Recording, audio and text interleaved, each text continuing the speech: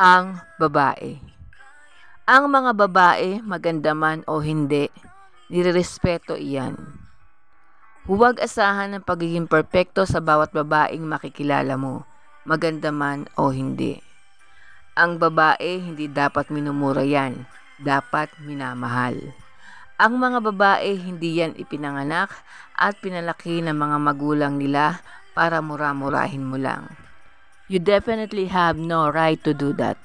Kahit na gaano pa kalaki o katindi ang ginawa niyang kasalanan, hindi dapat sila minumura. Talk to her in a gentle way. Ang mga babae may pagkamuli yan. Kaya kapag nakita mo wala sa mood, huwag nang sabayan, kundi unawain na lamang. Ang mga babae, yan ang pinakadakilang regalo sa lalaki mula sa Diyos.